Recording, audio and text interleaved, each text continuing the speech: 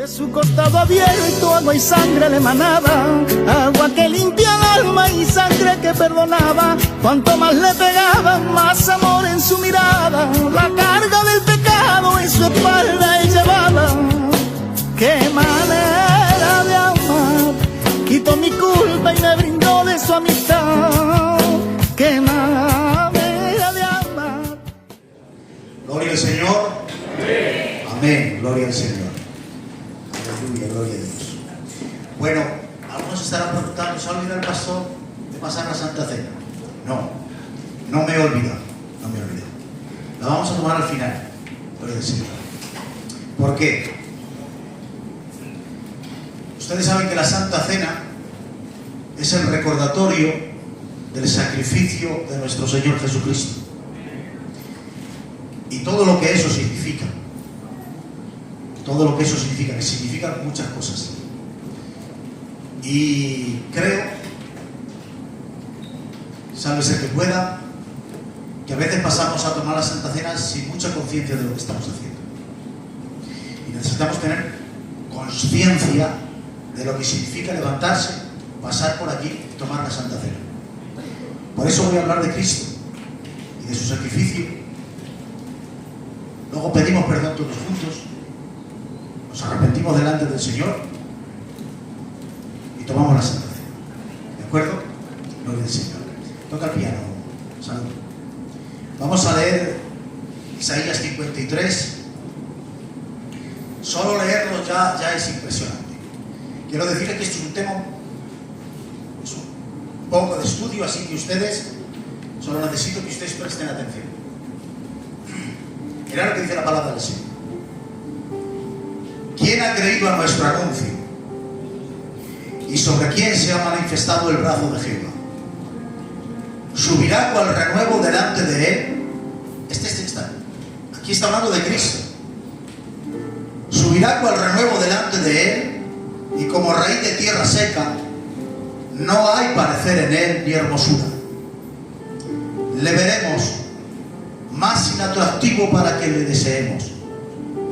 Despreciado y desechado entre los hombres, varón de dolores, experimentado en quebrantos. En otra versión dice, experimentado en penas. Y como que escondimos de él el rostro, fue menospreciado y no lo estimamos. Ciertamente llevó él nuestras enfermedades y sufrió nuestros dolores. Y nosotros le tuvimos por azotado, por herido de Dios y abatido. Mas él herido fue por nuestras rebeliones, molido por nuestros pecados. El castigo de nuestra paz fue sobre él, y por sus llagas fuimos nosotros curados. Todos nosotros nos descarriamos como ovejas, cada cual se apartó de su camino, mas Jehová cargó en él el pecado de todos nosotros. Dale un aplauso a la palabra del Señor.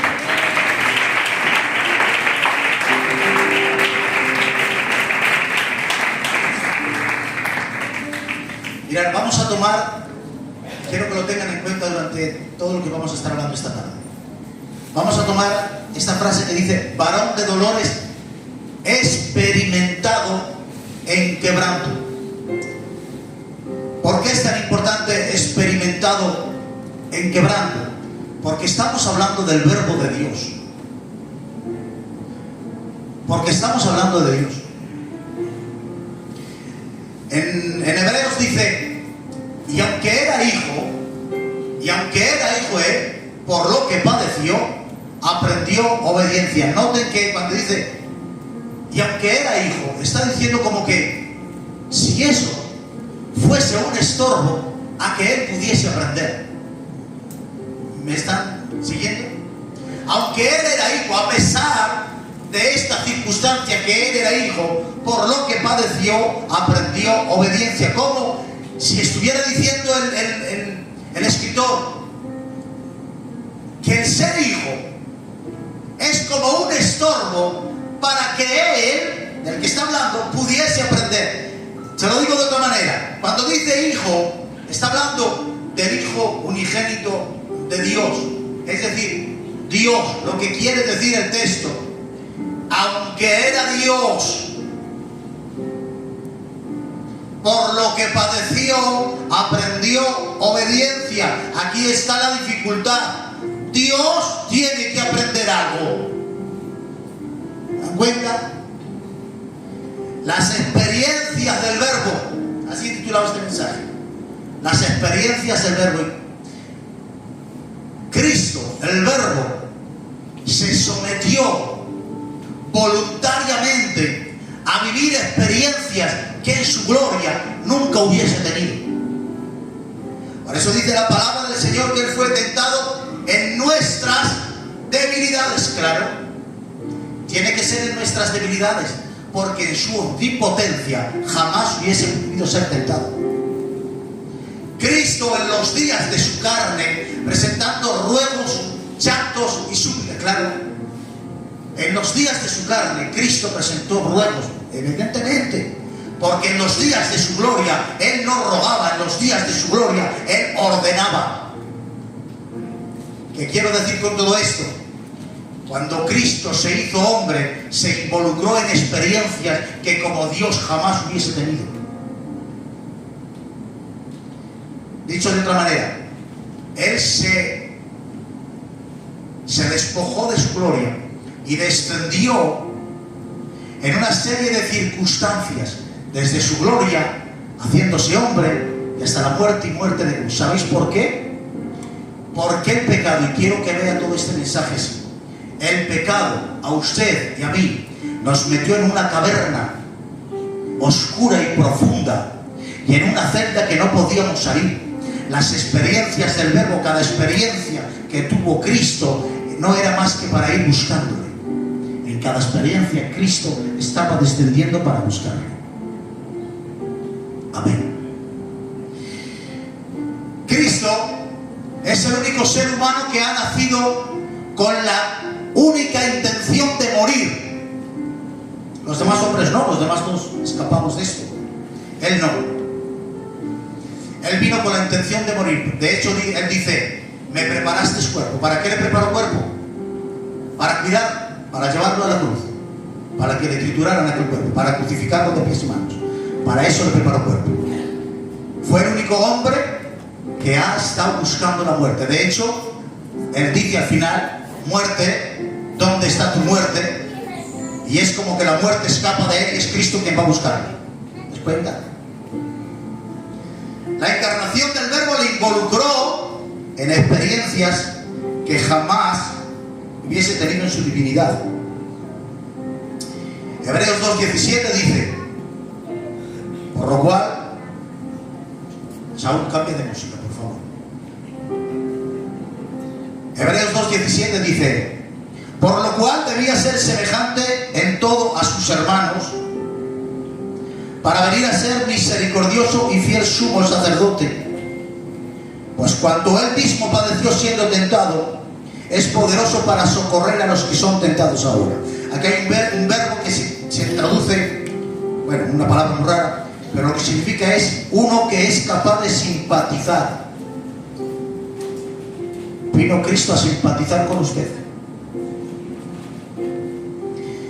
Cuando Nehemías estaba en palacio, le llega la noticia de que Jerusalén está en ruinas y que su familia está en graves apuros. Nehemías, que está en palacio, entre mármol, entre vasos de cristal, no se conforma con estar ahí y quiere ir hasta la Jerusalén quemada, quiere ir a la Jerusalén arruinada. Y cuando está delante del rey, el rey se le queda mirando y le dice, Nehemías, ¿qué te pasa? ¿Estás triste?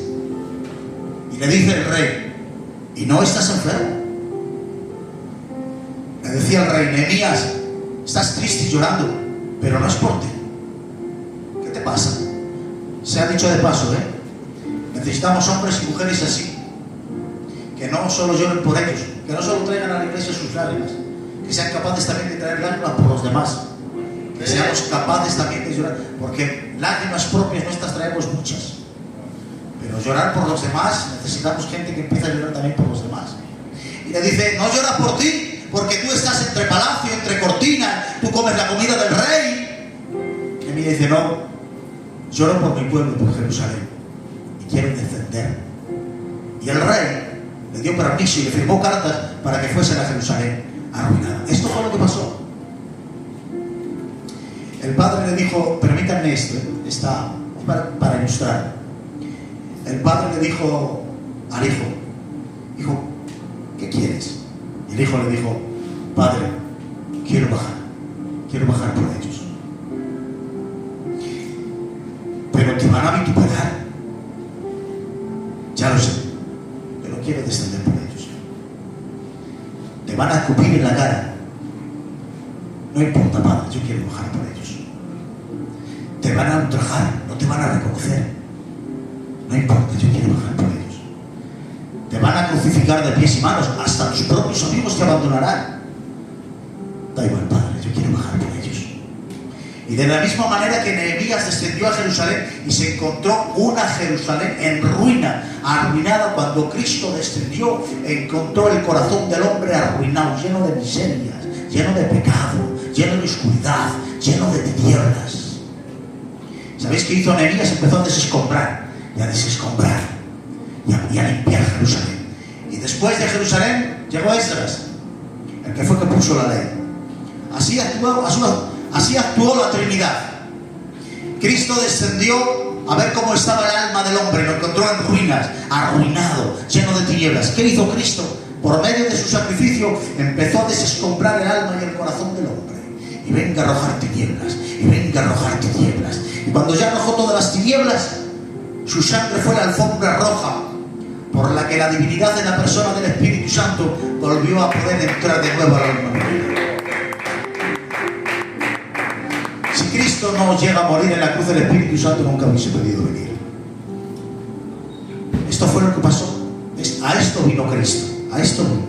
Mirad, el texto que hemos leído dice que, fijaros bien, llevó nuestras enfermedades, sufrió nuestros dolores, nuestras rebeliones, nuestros pecados, nuestro castigo. Él vino a vivir tu vida. Por eso he dicho que Cristo vino a morir, pero también vino a vivir tus experiencias, a vivir tus tinieblas, tus tormentos, tus angustias, tus miedos. También lo vino a vivir. Y alguno dirá, bueno, a veces te sientes incomprendido. Es que Dios no me comprende. Escúchame bien, el gran incomprendido es Cristo, porque Él vivió todas nuestras experiencias, pero ninguno de nosotros jamás viviremos las suyas. Jamás sabremos y experimentaremos lo que significó para Cristo cargar con todo el pecado de la humanidad. Jamás sabremos eso. Él fue el único ser humano que sabía lo que estaba haciendo, porque Él vino a vivir nuestras tragedias, pero dimensionadas en toda su realidad. Porque Cristo experimentó la experiencia del ser humano caído, pero ningún ser humano jamás ha vivido la suya. Jamás sabrás lo que sintió Cristo cuando cargó con el pecado, cuando sintió la ira de Dios. Porque tú pregunta en la calle, pregunta a cualquier hombre, la ira de Dios está sobre ti. Yo no percibo nada. Pero Cristo lo vivió de forma tan real, tan real. Getsemaní fue la antesala. Donde más sufrió Cristo no fue en la cruz. Donde más sufrió Cristo fue en Getsemaní. Fue la aceptación de todo lo que venía por delante. Y ahí hubo una batalla. Él estaba angustiado hasta la muerte. Él decía que su alma estaba muy triste. Sudó sangre y sudor. Sintió añoranza del hogar paterno. Sintió pavor ante lo desconocido. Pero sobre todo, una de las experiencias más terribles que Él vivió y que nosotros no somos conscientes de ellos es la ira divina. Cristo sabía que el Padre contra el pecado, Cristo sabía lo que el pecado generaba en Dios: furia, ardor, fuego, violencia. Mire, Nahum 1, capítulo 1 dice: celoso y vengador es Jehová, Señor de ira. Él amenaza al mar y la hace secar. Los montes tiemblan, los collados se derriten, la tierra se derrite a su presencia. ¿Quién permanecerá delante de su ira? ¿Quién? Dios en su ira a una familia rebelde abrió la tierra por la mitad y se la tragó entera. Dios en su ira.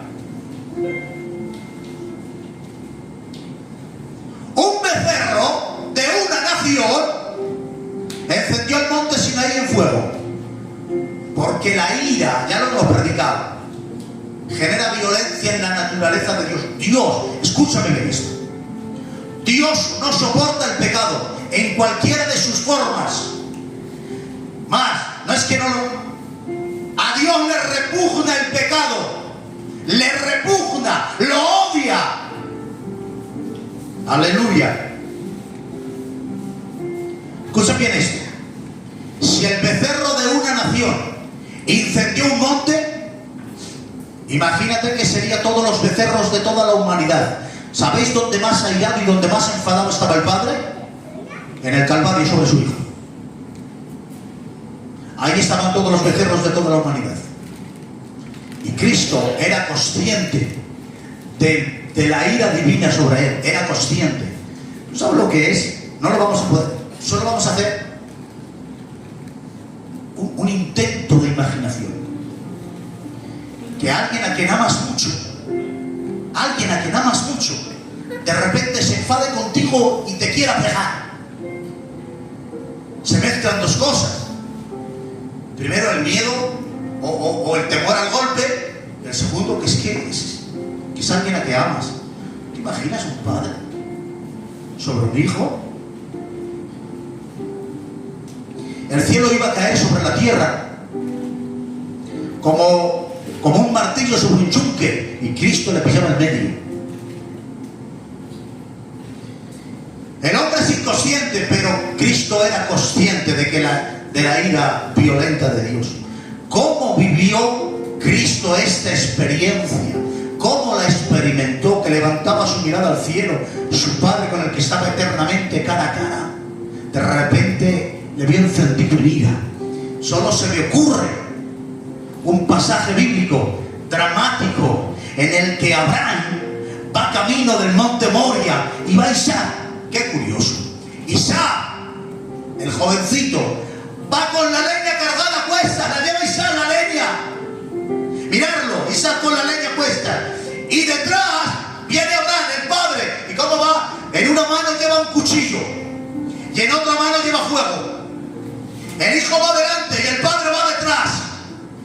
Porque cuando lleguen al monte, Abraham tiene que levantar el cuchillo sobre la madera que precisamente Isaac lleva a cuestas.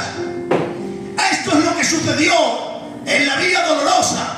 Mientras Cristo caminaba con la misma cruz en la que iba a ser crucificado, el Padre iba detrás con un cuchillo y con fuego. Porque escúchame bien, a la cruz no le llevó Cristo el Sanedrín ni Judas.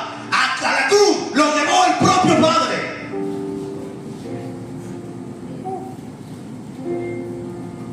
¿Te imaginas a Isaac cuando vio a Abraham con el cuchillo levantado sobre él? Los ojos de Isaac, pero Padre. Cristo era totalmente consciente cómo la ira de Dios del Padre caía sobre él. ¿Cómo vivió esto?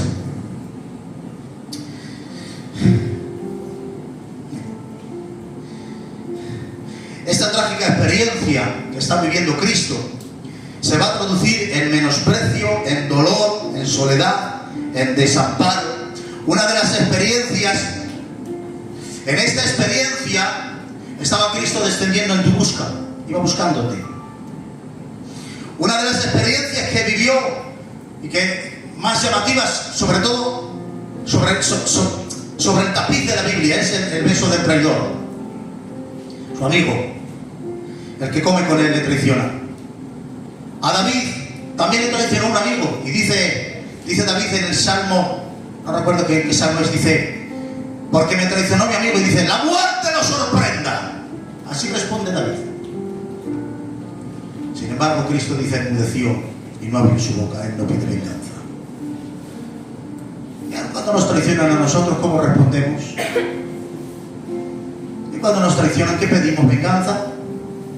¿Cómo vivimos esa experiencia de la traición? Cuando alguien que es tu amigo, que el que te quiere, te traiciona, ¿qué hacemos? ¿Levantamos el puño contra el cielo? ¿Qué pedimos?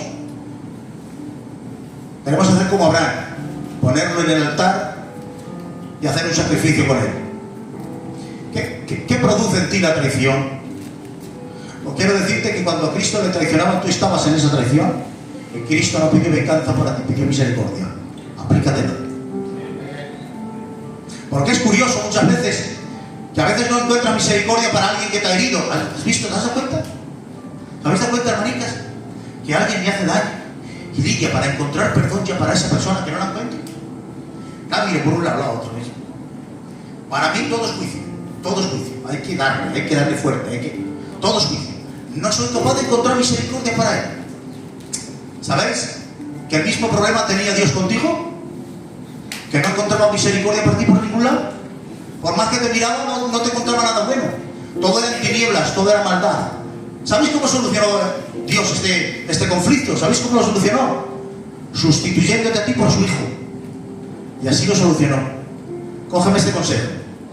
Cuando no encuentres misericordia para alguien, hazlo como el Padre. Sustitúyelo por tu hijo, o por tu primo, o por tu hermano. Verás cómo encuentras misericordia por todas las partes. Porque cuando hacen a alguien ajeno a algo, como queremos levantar el cuchillo. Pero cuando lo hace alguien de tu familia, no pide usted para nadie. ¿Te das cuenta? Que depende de quién haga las cosas.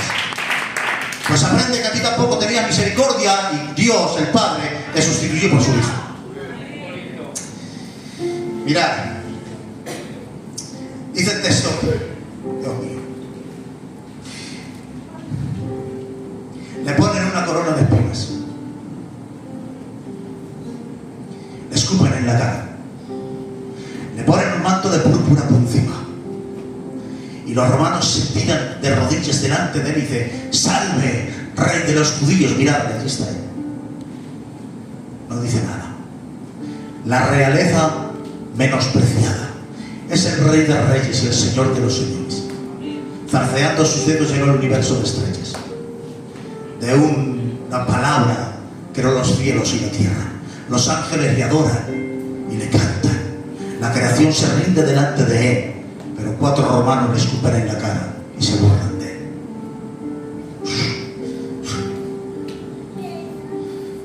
Cuando Dios creó al hombre, lo creó con una dignidad y un señorío sobre toda la creación, pero el pecado le hizo perder toda esa dignidad. Así somos nosotros. Hemos perdido la realeza, la dignidad con la que Dios nos creó, y ahora la naturaleza que estaba a nuestros pies nos avasalla. Las bestias, las fieras nos quieren devorar. La naturaleza no nos respeta. Hemos perdido el señorío y la dignidad. A eso vino Cristo, a que la recuperes, a recuperar.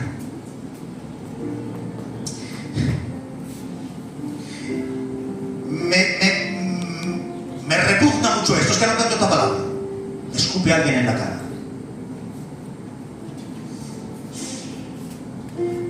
Cuando un judío escupía a otro en la cara, era el mayor desprecio que se podía hacer a una persona, era escupirle en la cara. Escupirle en la cara. ¡Qué asco! Esto es lo que sintió él.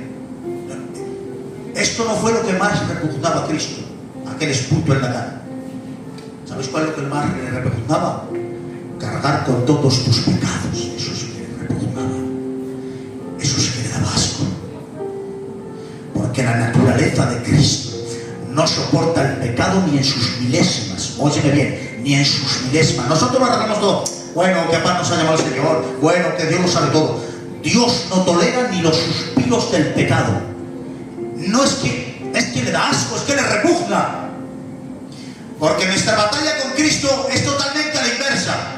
Nosotros como cristianos tenemos que luchar por alejarnos, porque nos llama mucho la atención.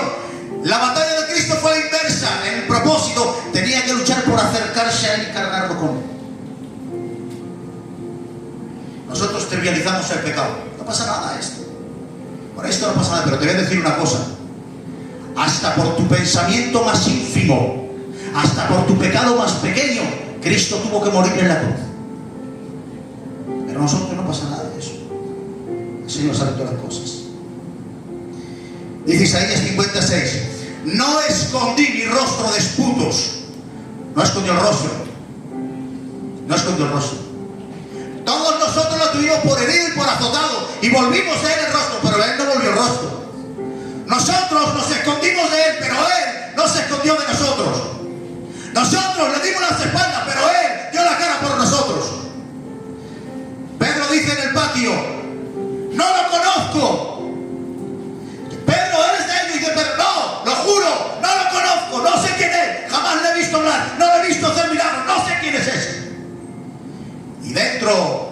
el mismo patio, pero dentro de la casa del sacerdote, le hacen la misma pregunta a Cristo: ¿eres tú?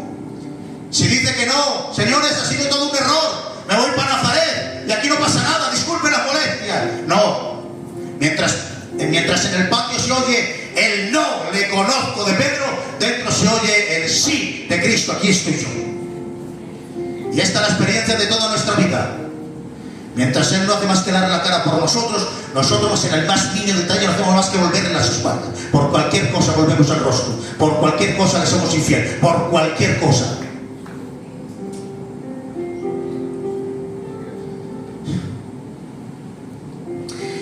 Cargó con todos nuestros pecados. Escuchen bien, en esta experiencia terrible de Cristo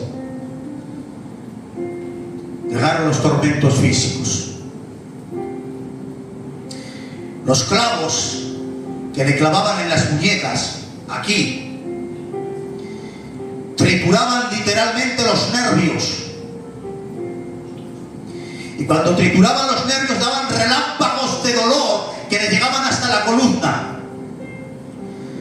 No podía respirar por el peso de su propio cuerpo. Las fiebres se lo comían y empezó a tener una sensación de sed terrible. Pero el peso de los pulmones caía sobre él y no podía respirar. ¿Sabéis qué tenía que hacer?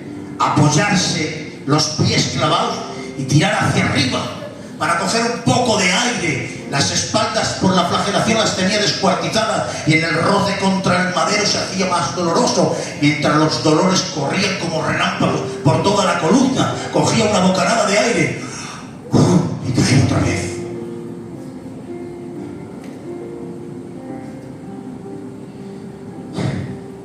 En esta experiencia tan dolorosa, tan terrible, era tan doloroso, sufrían tanto los que les clavaban, había tanto dolor, que no había una palabra que podría definir el dolor de la cruz. No existía, y tuvieron que inventar una palabra. Escuchen, no existía una palabra que definiera aquel dolor, e inventaron una palabra. ¿Sabes cómo le llamaron? Dolor excruciante, porque no existía. Tuvieron que inventar una palabra para definir tanto dolor. Podría bajarse de un brinco, hacer así, chas, y bajar.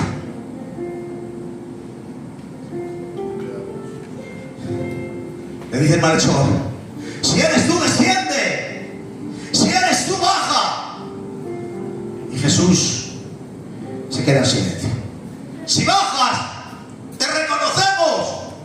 Si bajas, nos postramos ante ti. Si bajas de la cruz, Roma entera se postra ante ti. Baja. Y Jesús se calla. Y el otro que está al otro lado, como ve que es injusto lo que le está diciendo, dice: pero hombre, ¿cómo te metes con él? Eres inocente. Pero nosotros somos culpables y es justo que estemos aquí, pero eres inocente. Unan estas cosas en Cristo. Es inocente, es todopoderoso y está colgado de una cruz. Imagínatelo tú. Eres inocente, eres todopoderoso y te están vituperando y estás clavado con una cruz. ¿Te quedarías en la cruz? ¿A que no? Pero ¿sabes qué pasó? Que si se baja de la cruz, habría vindicado su gloria y su identidad, pero usted y yo no estaríamos aquí.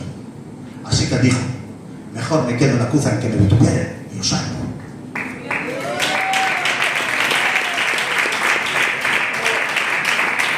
¿Sabes una cosa? Que hay muchas veces que por defenderte te bajas de la cruz. Sí, tú. Porque te sientes con derecho ofendido en lo que te han hecho. Y muchas veces pues, la manera de defenderte terminas pecando. Porque tu manera de defenderte te hace bajarte de la cruz, te hace romper principios cristianos. Te saltas la misericordia, el perdón y el olvido y te estás saltando tus principios, como que te estás bajando de la cruz. Porque ¿sabe? Nuestra manera de defendernos nos hace pecar, pero Cristo no se defiende. Guarda, fijaros si no se defiende, que un malhechor tiene que salir en su defensa. Un malhechor. Escúchame bien.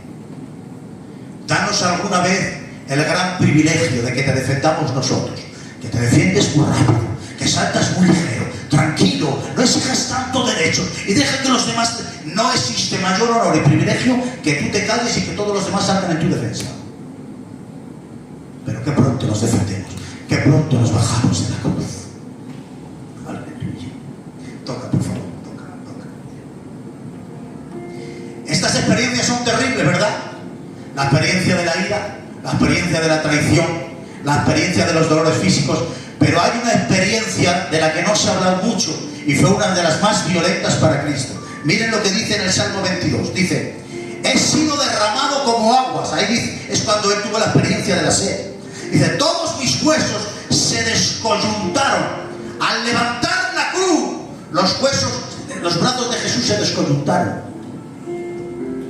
Contar puedo todos mis huesos. Había huesos que se le veían de tantos golpes que tenía encima. Pero mirad, a ver si explico esto. Si tú estás teniendo una experiencia de dolor muy grave, muy intensa, tú ya no tienes atenciones para otra cosa, ¿verdad? Porque el dolor nos encierra en esa propia experiencia del dolor. Y ya no tienes ojos para otra cosa. ¿Me estáis entendiendo lo que quiero decir? Si yo me doy un golpe en este dedo, toda mi atención está en ese dedo y no me acuerdo de los demás dedos, ni me acuerdo de los dedos tuyos. ¿Cómo puede ser que mientras los huesos están al aire, se está quedando sin respiración, la fiebre se lo come, entre tantos dolores, dicen, entre tanto, es decir, entre esta experiencia dolorosa de la ira divina, de los golpes, del dolor físico, entre tanto, hay otra experiencia que se está colando aquí, que también me está haciendo, que también me está atormentando. ¿Qué experiencia es esa? Entre tanto, dice, me miran y me observan. Entiéndame esta frase. Os toco por la ropa que lleváis. Jesús estaba casi desnudo en la cruz. En aquel tiempo era día de Pascua y el Calvario estaba a la entrada de Jerusalén y pasaban cientos y miles de gentes. Escuchad, aquello fue un espectáculo. No pensáis que había poca gente. Mirad lo que dice la Biblia. Dice, todos los que pasaban, esos eran un grupo, todos los que pasaban. Hay otro grupo, sacerdotes, otro grupo, escribas, hay otro grupo, fariseos, otro grupo, ancianos, los ladrones de la cruz, dice, y algunos de los que estaban, eso es otro grupo, dice, y otros, eso es otro grupo. El Calvario estaba lleno de gente. Y para un judío morir en una cruz era una vergüenza. Estaba muriendo como un ladrón, como un malhechor, y no había hecho nada. ¡La vergüenza! Por eso dice, entre tanto me miran y me observan. En otro Biblia dice, mueven el labio. ¿Sabes qué quiere decir, Mike? Que mientras estaba en la cruz, lleno de dolores, se fijaba que tú estabas murmurando de él. Se fijaba que había dos. Mira, es un ladrón. Mira cómo acabó. Ha muerto como un maldito. Dios lo ha abandonado. Lo percibía mientras los dolores se lo comían. Se fijaban las murmuraciones de la gente, la vergüenza. Por eso dice el texto, puesto el gozo delante de él, sufrió la cruz menospreciando ¿qué? El oprobio. ¿Sabes qué significa el oprobio? La vergüenza. La vergüenza fue una de las experiencias más traumáticas para Cristo en la cruz. Se burlaban, se reían de él. En ese camino estaba descendiendo en tu busca. Estaba buscándote. Pero entre todas las experiencias trágicas, entre todas las experiencias terribles, todas quedan en un segundo plano. Cuando él levantas en uno de sus últimos alientos, que ya casi tiene fuerzas, y dice, Elí, Elí, lama sabachthani, ¿por qué me has desamparado? Esa es la cumbre de sus experiencias, el desamparo del Padre.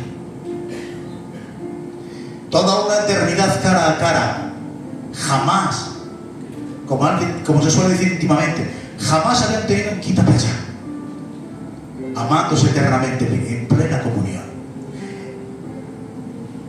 En este texto hay que ir tan despacio. En nuestras Biblias, Reina Valera se traduce que Padre mío, ¿por qué me has abandonado? Está mal traducido. Y en estos lugares hay que ir con pies de plomo. No es por qué me has abandonado, es ¿por qué me has desamparado? Es que no es lo mismo abandonar que desamparar, no es lo mismo. Abandonar denota ausencia física, es decir, yo te abandono, Miguel, cuando estoy ahí contigo y me marcho de aquí y te he abandonado porque hay ausencia física. Desamparo es estar contigo, pero no evitarte tus sufrimientos y tus dolores. En ese sentido, el Padre desamparó a Cristo. No le evitó de los clavos, no le evitó de la cruz, no le evitó que se burlaran de él, no le evitó lo que le hicieron, pero seguía estando allí. Una de las mayores revelaciones de la historia para el pueblo de Israel será cuando Cristo desciende y dice: todo ojo le verá y llorarán como se llora por el primogénito.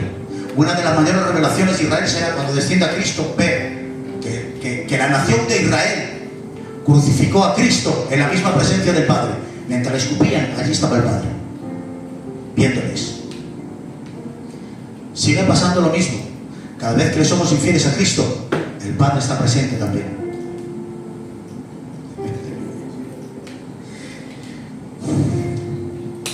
La experiencia de Cristo en el desamparo supera todas las demás experiencias, de tal manera que dice que en aquella hora hubo tinieblas. Esa es la experiencia interna de la soledad que sufrimos cada uno de nosotros. Cuando Cristo dice: ¿por qué me has desamparado?, no le está pidiendo explicaciones, porque Cristo sabe cuál es el plan y cuál es el propósito. No le está pidiendo explicaciones, pero ¿sabéis algo? Es que Cristo en este momento no está hablando de teología, está hablando de experiencia. Y aunque sabe lo que significa el desamparo, no deja de abrumarle la experiencia de que el Padre, por primera vez en la eternidad, tenga que volver su rostro para dejar de mirarle. Y se abruma a Cristo con esta experiencia. En Getsemaní dijo Cristo: si es posible, pasa de mí esta copa. Todas las cosas son posibles para ti. Si es posible. ¿Sabéis que esta oración encierra: Padre, existe la posibilidad de salvarles de otra manera que no sea yo en la cruz? Es posible que yo no tenga que pasar por esto. Esta es la opción. Escuchen, la Biblia no lo esconde. Nos deja ver a Cristo diciéndole al Padre: Padre, si es posible, líbrame de esta hora, que no vaya a la cruz. Nos deja verlo. Qué momento tan crucial. ¿Te imaginas por un momento que Cristo se hubiese marchado? ¿Te imaginas? ¿Qué hubiese pasado si Cristo no va a la cruz? Es que no lo pensamos. Es que no pensamos en estas cosas. Pero la Biblia nos deja ver que Cristo no, Padre, si es posible, nos deja verlo. ¿Qué hubiese pasado? Pues que sin derramamiento de sangre no hay remisión de pecados. Y sin remisión de pecados no hay liberación del tormento. Y si no hay liberación del tormento, es que usted y yo nos esperaba una eternidad en el tormento eterno, sin posibilidad de salir de él. ¡Nunca! Esto para que lo pensáramos esta noche. Venga, una noche solo. Una eternidad en el tormento, una eternidad sin posibilidad de salir. Vamos a dejar un momento ahí. José desespera porque dice: no hay árbitro, no hay mediador entre yo y Dios. ¿Y cómo soluciono yo mis problemas con Dios? ¿Quién sube hasta su trono? ¿Quién debate con él? ¿Cómo habíamos hecho nosotros delante del Padre? ¿Cómo? Señor, que tengo que ver contigo, que no me parece justo, que me mandes al infierno, no me parece justo. ¿Quién iba de nosotros? ¿A quién mandamos? ¿A quién mandamos de aquí? ¿A qué hombre buscamos en la tierra? ¿A quién? José desespera porque no es hombre como yo, ni hay árbitro que medie entre nosotros. Se desespera. Esta es la posibilidad que nos marca. ¿Y si Jesús no hubiese ido? ¿Qué hubiese pasado? Pues mire, Jesús respondió con su propia esencia, porque cada uno responde conforme lo que tiene dentro. Podemos aparentar 2 días, A la definitiva cada uno da lo que tiene. El otro día estuve viendo un vídeo de estos, que había uno, Juanito, que se quería librar de un juicio porque decía que estaba en silla de ruedas y quería alegar que estaba en silla de ruedas delante del juez para que le libraran. Y mirad qué listo fue el juez. ¿Sabéis qué hizo? Se puso detrás un hombre disfrazado como un gorila, como un oso, con un disfraz. Se puso detrás de él. Cuando le tocó en el hombro, salió corriendo y se levantó y salió corriendo. ¿Ves? ¿Cómo es mentira? Las situaciones y las circunstancias finalmente van a revelar lo que somos de verdad. Y todas nuestras mentiras saldrán a la luz. ¿Por qué digo esto? Porque cada uno responde lo que tiene dentro. Le dice Dios a Moisés: Moisés, habla con la roca. Habla con la roca, no la golpees. Pero es que Moisés tiene la ley dentro. Y hay un pueblo rebelde y un pueblo que le está atormentando. Y como Moisés está lleno de ley, levanta la vara y ras, golpea. Porque la ley responde con vara. La ley responde con juicio. ¿Sabéis qué decía la ley de nosotros? Culpables sin revisión. Eso decía la ley. La ley nos condena a todos. La ley nos echaba a todos al tormento, todos culpables. Por eso la ley que está engendrada en Moisés responde con vara. Pero ¿sabéis cómo se llamaba Jesús? Jesús. Claro. Jesús se llamaba Jesús. ¿Sabéis qué significa Jesús? Salvador. Redentor. Lo tenía en su nombre de nacimiento. ¿Te das cuenta? Cuando Moisés se vio en el conflicto entre la rebeldía de los hombres y Dios, la ley en Moisés respondió con un golpe, con violencia. Pero gózate en esto. Impresionante. Cuando Cristo se vio en la misma situación entre las rebeldías de un pueblo y un Dios que demandaba justicia, Él no responde con vara, Él responde con sangre, Él responde con misericordia, Él responde con gracia. Porque cada uno responde conforme a lo que tiene. Por eso, en Getsemaní nos dejan ver la posibilidad. ¿Y si se hubiese marchado? Padre, pasa de mí esta copa. ¿Y si se hubiese ido? Pero después nos hace ver que Cristo se levanta y no se marcha. Vuelve y dice: ¿a quién buscáis? A Jesús de Nazaret. Yo soy. No te abandonó porque seguía descendiendo en tu búsqueda y tú seguías en tu caverna. Cada experiencia le acercaba más a nosotros, y cada experiencia más humana cada vez se acercaba más a ti. Y tú estabas allí, en aquella caverna oscura, sin posibilidad de salir, reo de una sentencia inamovible. No había dinero, pero el verbo de Dios en todas las experiencias iba descendiendo y descendiendo en tu búsqueda. Me llama la atención esta experiencia cuando Cristo dijo: tengo sed. Es la experiencia más cotidiana y posiblemente la más humana, la sed. ¿Sabéis qué estaba diciendo Cristo ahí?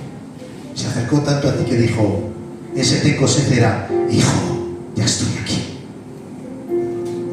ya he llegado, ya te he alcanzado. Aquella cruz, todo lo vemos como una cruz, pero aquella cruz se convirtió en un barco, en una llave, en un refugio. Allí fue donde te recogió, allí fue donde te encontró, allí fue donde te perdonó.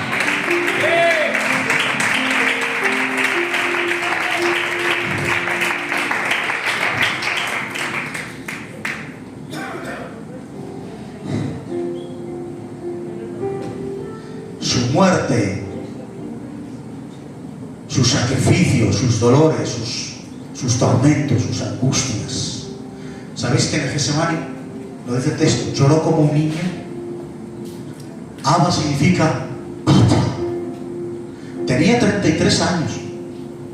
33 años. Papá, siento añoranza del hogar paterno. Tengo pavor ante lo desconocido. Pero no te dejó abandonar la cuñeta, no te dejó tirado. Descendió hasta la última cueva. cruz fue tu encuentro con Él. La cruz fue el lugar donde te encontraste. Y ahora, cada vez que pasamos por aquí a participar de la Santa Cena, estás recordando aquel hecho sacrosanto y glorioso. Por eso tú no puedes pasar por aquí como que no hicieses nada, sin tener en cuenta cuánto pagó. Tú no puedes pasar por aquí con tanto desorden en tu vida como si no hicieses nada, sin pedir perdón por lo que haces, como que te estás comiendo un pincho en un bar. Estamos recordando el sacrificio de Jesucristo y parece que nos vamos de picnic y de merienda. No, señores, no. Si algo merece respeto en la vida es el sacrificio de Jesucristo, y aquí lo estamos recordando. Arrepiéntete y pide perdón por lo que haces, pero no pases para aquí sin rendir cuentas antes al Señor. Cierra tus ojos y apaga esa luz, que vamos a participar de la Santa Cena.